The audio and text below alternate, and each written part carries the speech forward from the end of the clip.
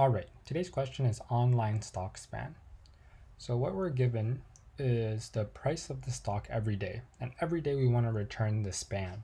So the span is the number of consecutive days where it was less than or equal to that price.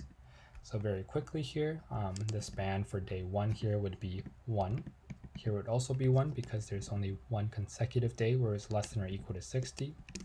Here it becomes 2 for these 2 days right here. This jumps back to 1 because of this 70 that blocks it from being consecutive days in a row. Here we have 4, so 4 consecutive days where the number was less than or equal to 75. And lastly, we have 6. Okay, so let's read this day by day and see how we can solve this. So on the first day, we read 80, and it has a span of 1. So this says that there is one day where our price, or one consecutive day where our price was less than or equal to 80. Next day we read 60, and the same thing happens. Now what happens when we read 70?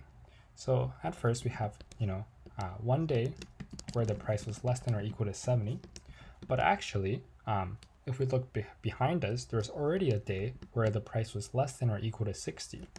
So since 60 is less than 70, we merge this information in, and now we say that there's 2 days where the price has been less than or equal to 70. Now it's okay to get rid of this 60 because if we were to see 60 again, it will jump back to 1 again because of the fact that 60 is a smaller number than 70, so that the consecutive day kind of gets reset. So this goes back to 1 day, less than or equal to 60. And now we have 75. And again, we look back, we find out that there's already been a day where it was consecutively less than 60, which is less than 75. So this becomes 2, we merge there. And then this we can also merge because 75 is greater than 70. So now this becomes 4 days. So there's 4 days where it's less than or equal to 75. At the very end, we read 85. So there's at least 1 day, so the day itself. And then 75 tells us there is actually 4 days in a row that we can add on here. And then 80 tells us it was another day before that where we had a price of less than or equal to 80. So now we have 6 here for the span of 85.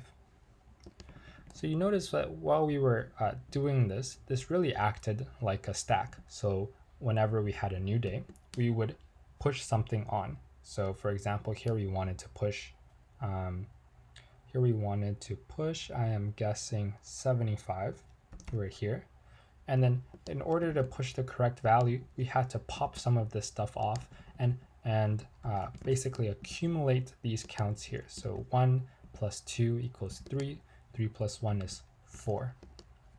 So we can really think of this as a stack. So what we want is a stack of a pair of numbers, which the first one is your price, and the second one is your span for that price.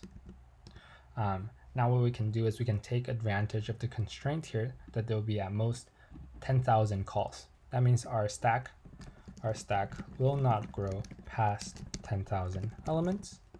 So we can actually represent this instead of using a stack. We can represent this with a simple int array with a top for the pointer. So an index of the top.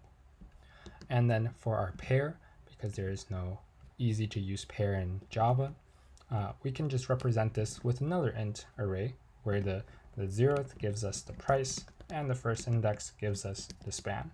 So really we want a multi-dimensional array, and it will look something like this. So on the first day, we have 80 and 1, and our top pointer points to here.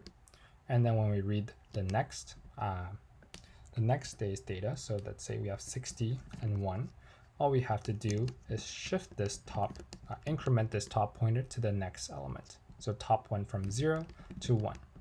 And then when we read 70, first we pop off this 60 because it's smaller. So we have 70 with 1, and then because this is smaller, we will accumulate it here, so we merge it in.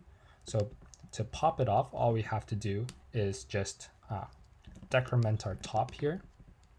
And then since 80 is bigger than 80, or 80 is bigger than 70, we're done here. And now we want to push it back on to our stack. So all we have to do is we can just rewrite this to 70 and 2, and also point our top back to the top of our stack. So that's what we'll be writing today. So let's start with our stack, with our top.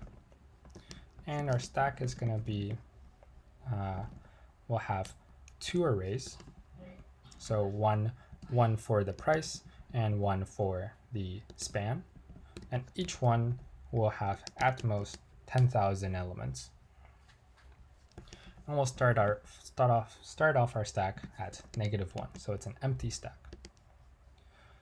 Okay, so every day our span will be at least 1 because there's one day where it was at that price. Now, while there are things in our stack, so top is greater than or equal to 0, so it's indexable. And the price at the top of that stack is smaller than or equal to price, we can merge this information in. Right, so this is the case of when we had something like this.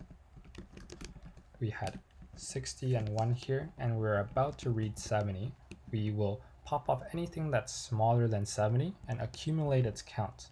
So here our span will be plus equal stack at 1, and here we also pop off our stack by going minus minus.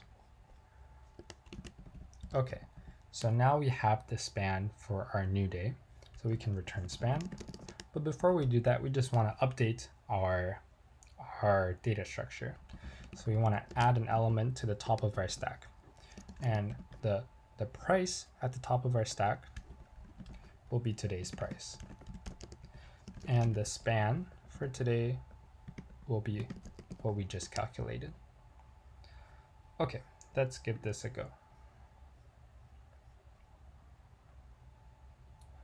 Cool, looks correct. And all right, that's it for today. Quick thing about runtime. So you can see here that we might have to pop off our entire stack. So for an array, something like, we have 100, 99, all the way down to 1, and then we read 101. That means there is 101 days beforehand, so we have to pop all of these off. So really, we can say that this has a worst case of O of n, where n is number of times you called next. Okay, that's it for today, and I'll see you on the next one.